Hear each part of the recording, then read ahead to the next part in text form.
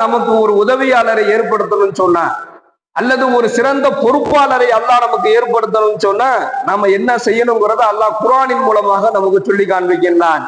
இல்லா மன் நலம சும்ம பத்தல ஹுஸ்னன் பஅத சூஇன்.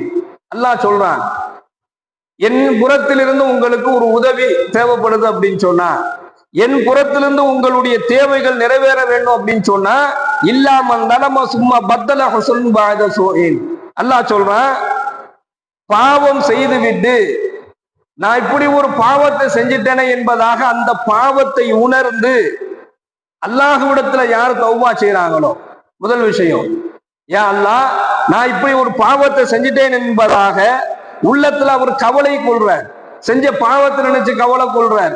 அவரு அது பெரும் பாவமாக இருந்தாலும் சரி, ரொம்ப குறைவான சின்ன பாவமா இருந்தாலும் சரி, செஞ்ச பாவத்தை நினைச்சு மனதுக்குள்ள கவலை கொண்டு அவர் அல்லாஹ்ட்ட கேட்கிறாரு, யா அல்லாஹ் நான் தெரியாம பாவம் செஞ்சிட்டேன் என்பதாக உணர்ந்து தன்னுடைய உள்ளத்தால் அவர் கவலைப்பட்டார் அப்படின்னு சொன்னா அல்லாஹ் சொல்றான், அவருடைய அந்த தௌபாவின் காரணத்தினால், அவர் அந்த பாவத்திற்காக வேண்டி அவர் செஞ்ச அந்த தௌபாவின் காரணத்தினால அவருக்கு நன்மையை நான் மாற்றி தருகிறேன் என்பதாக அல்லாஹ் சொல்றான்.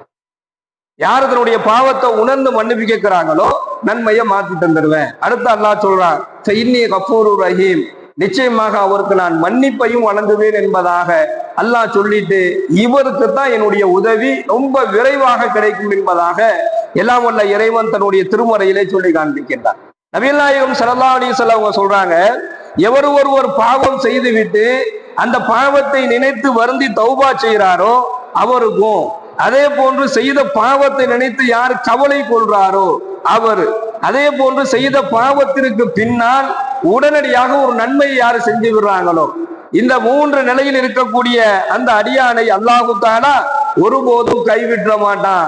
அவருக்கு அல்லாஹ் சிறந்த உதவியாளரையும் சிறந்த பொறுப்பாளரையும் அல்லாஹ் ஏற்படுத்தி தருவான் என்பதாக நபிகள் நாயகம் ஸல்லல்லாஹு அலைஹி வஸல்லம் அவர்கள் சொல்லி காண்பிக்கின்றார்கள். ஆனால் செய்த பாவத்தை ஒருத்தர் இன்னொருத்தர்கிட்ட சொல்றாரு, அதை சொல்லி பெருமை கொள்றார், அல்லது அதை சொல்லி அவரிடத்துல சந்தோஷம் அடைகிறார். சந்தோஷம் கொள்வதும் பெருமை கொள்வதும், செஞ்ச பாவத்தை சொல்லி சந்தோஷம் கொள்வதும், செய்த பாவத்தை சொல்லிட்டு ஒருத்தர் பெருமை கொள்றது இருக்குது, அந்த பாவத்திற்கு மன்னிப்பே கிடையாது என்பதாக நாயகம் ஸல்லல்லாஹு அலைஹி வஸல்லம் சொல்றாங்க. ஒரு பாவத்தை செஞ்சுட்டு அதை சொல்லி ரொம்ப பெருமையா பேசினதுக்கு பிறகு அந்த பாவத்திற்கு தௌபா கிடையாது, மன்னிப்பு கிடையாது. அல்லாஹ் மன்னிப்பு வழங்க மாட்டான். எப்பொழுது செஞ்ச பாவத்தை நினைத்து ஒருவர் சந்தோஷம் அடைந்து அதை பிறரிடத்துல சொல்லி பெருமை கொண்டாரோ அப்பவே அந்த பாவம் முடிஞ்சு போச்சு.